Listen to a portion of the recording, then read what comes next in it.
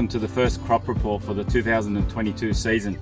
I'm Arapovic, the head of sales at APDF, and we just wanted to give you a brief update of how the crop is progressing. During winter we had some very good rains that gave the vines a nice soaking. Everything in terms of on the vineyard is looking very healthy at the moment. We've got some very vigorous cane growth, some good fruit bunches as well.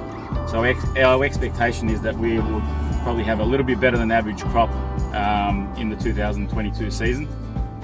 As you all know, with our acquisitions over the past 2 or 3 years, that our growth expectations are looking, on track, and we hope that we will probably double our intake in the coming years. Our grower liaison officer, Larry Dichiera, will take us through the different varieties we have in the district and how they're progressing. G'day, I'm Larry, the grower liaison for Australian Premium Dried Fruits. Throughout this video I'll run through the varieties and what stages they're at. The vines had a great start to the season with some good rains in winter and even more importantly spring. We've had some good mild conditions with some really hot spells during the Christmas break. If you have a look now, first variety to talk about is the currants. They're at the stage where they're transitioning colour. They're almost reached their full berry size, and they're probably at about 15 bricks. So ideally we like to start cutting them, which will be in about 4 or 5 weeks time, when they reach about 24 bricks, just to get the maximum weight out of the product.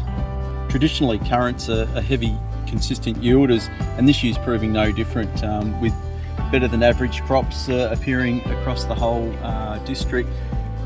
The other thing to mention is that we've had some large developments within our own company as well as other growers of currants, so in the next couple of years there should be more product of this about. So let's have a look at the one of the more favourable varieties that's taking over the traditional Thompson sultana, and that's Sun Musket. Sun Musket's renowned for its consistent heavy yielding, nice loose bunches, which makes it easy to penetrate with sprays and wetting material, and also when it comes to drying, it's not a tight bunch that inhibits those processes. It's a consistently heavy yielder. Another reason is that it tolerates the wet weather a little bit better, as in it doesn't ring or split as soon as we get a rain event. The other benefit, it's got nice loose bunches or berries which enable better wetting capabilities when we're applying the wetting emulsion. The other thing, because they're nice and loose, they get better airflow, so they dry better.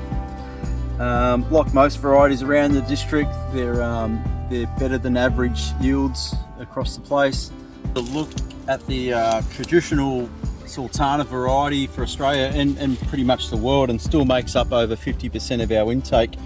The Thompson sultana, as you can see, compared to the Sun Musket, very tight bunches.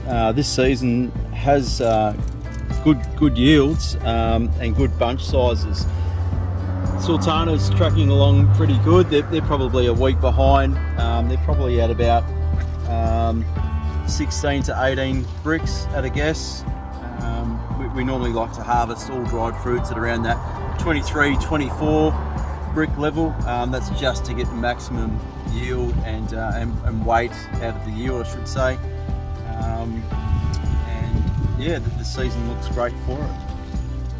So in summary, the 2022 crop is off to a great start. We've had some favourable weather conditions. The bunch counts are looking good. So we're in for a promising season. So all things being equal, provided we have some favourable drying conditions, we hope to have some very good quality fruit to supply our customers. In terms of the trajectory for APDF, as I stated previously, our growth, we will have larger tonnages hopefully this year, and within the next 2 to 3 years we expect to double our current total intake. If you have any further inquiries, please contact me through email or via phone, and the next crop report will be done in a fortnight's time, and they'll be fortnightly up until the harvest.